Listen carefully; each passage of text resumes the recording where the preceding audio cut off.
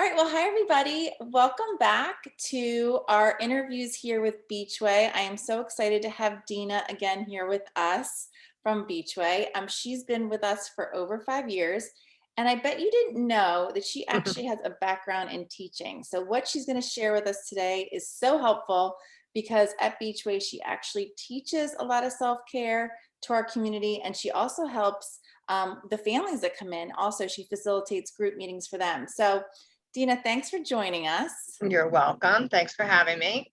I think this is a huge topic, right? It Self-care, is. because a lot of us think, well, I sleep 8 hours a night, I eat my vegetables, I take my dog for a walk. Mhm. I don't need to do anything else. I'm good, right? But, Yes. as you and I have been chatting, that's not necessarily the case. So, what would you say for somebody just in a normal day, in a normal 24 hours, what do you say that you need for self-help to feel well? What tips would you offer? Well, what I share in group is that you need to create a wheel, like a pizza pie, if you will. And you need to think about your waking hours in a 24-hour period. What I need in my 24 hours to stay balanced might look very different for you, right? But you want to really be mindful about how you're moving through your day.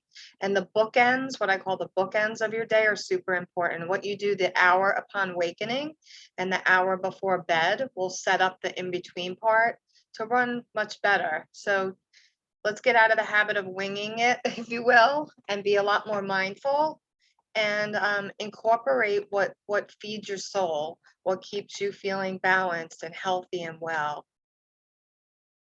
So I love the idea of like bookends, right? Because I feel like when you have a plan, you are so much more Hmm. prepared Yes. to execute it when you have a plan. So, what would you say is your morning bookend? What are the things to really start your morning off strong? Well, make sure that I get up with enough time to be mindful, right? Not just rolling out of bed with 5 minutes to spare. So getting up, not hitting my phone right away, no social media, making a nice cup of coffee, maybe journaling. For me, I do my faith journal, um, and just kind of look ahead, set up what is in my routine today, and be mindful about if it's a really packed day, like, do I need to stop in between and regroup? Do I need to check in with myself? Am I feeling overwhelmed? Am I on target? How are things going? That type of thing. I think that's so smart because we're all just kind of running on this hamster wheel of Hmm. life.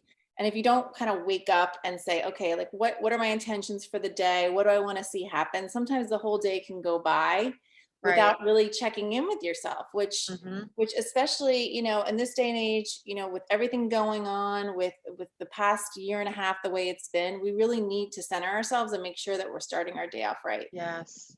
I also love when you said there's 50 ways to nurture your soul. I was like, 50, that seems like a lot. So can you shine a little light on that There's for me? probably a lot more than 50, but I capped it at 50. But I think we need 50, at least 50 ways to nurture our soul. um, what I like and what you like, again, right? Different. I might take a walk and that nurtures my soul. Maybe you like a hot bath. Maybe your favorite movie, you're listening to music. Tons of things we can do. Sitting still is something to nurture our soul, right? We don't always have to be doing. So can I carve out time just to be still? But we need a long list of armor for sure. The sitting still can be a tough one for all of us, right? So Mhm. I think Yes. that's one that we all need to spend more time practicing. So what happens like this when the tsunami hits, right? Like when you feel like everything's coming at you, can you give us some top tips on how to kind of center yourself and keep yourself, away from That's all the distractions? yes. I mean, that's the reason for the long list, right? Because my go-tos on a day when life shows up unexpectedly might not work, right? If I'm in crisis, if something happened that I wasn't anticipating and it's erupting in a large amount of feelings that have me a little I'm feeling my ground is shaky, my go-tos aren't going to work. So you want to be able to pull from this list. And I think one of the most important things is being able to ask for help, getting support, right? My peers, my colleagues, my sponsor, whoever I have to rely on. so I don't feel alone. Can you give us any personal experience, if you wouldn't mind sharing, so the rest of us can kind of dive down a little bit? If you wouldn't mind sharing your own story, that would be so helpful. Yeah, I had to humble myself.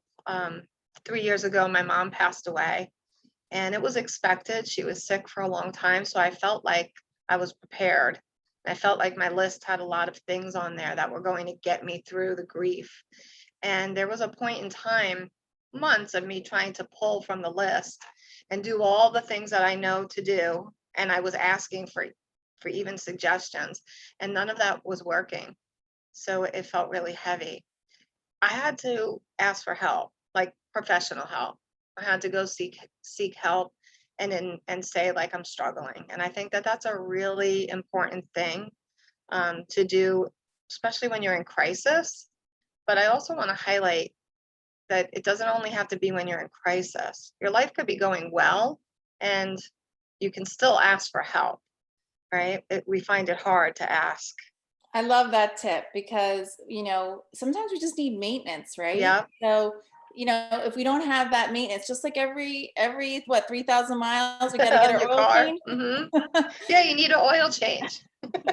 Everybody needs to have their oil changed every once in a while. So I love that you need to ask for professional help, and Yeah, you have your 50 ways and you have your list in your back pocket, but nobody should be ashamed for asking for no. professional help. And what would be your tip to somebody to say, how would they get started in thinking, who do I reach out to for professional help? It's a good question. I mean, what did I do? I asked people that have been in my shoes before, those that I knew went through similar things. Um, there's lots of ways that people can find help. I mean, if you have insurance, definitely check with your provider, ask around, ask people you trust, you know, who they go to in times of need and crisis. I love that. Definitely reaching out to your circles and finding out where you Hmm. can get help because sometimes you really do.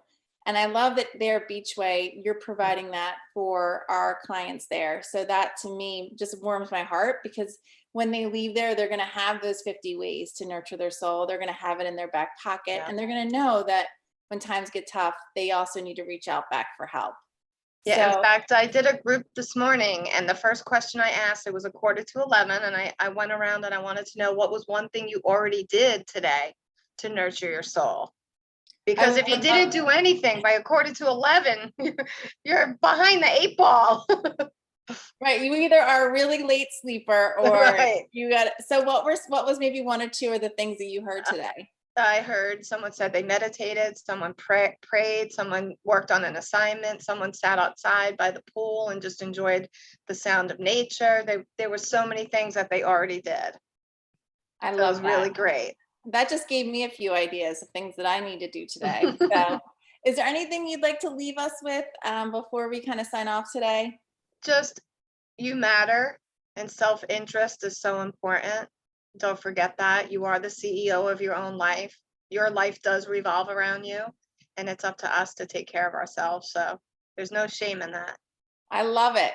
That was a great mantra for the day. Well, thank you Yes. so much, Dina, again for taking the time, You're and I welcome. hope to see you soon. All right. Have a Take great care. one. Bye. Bye.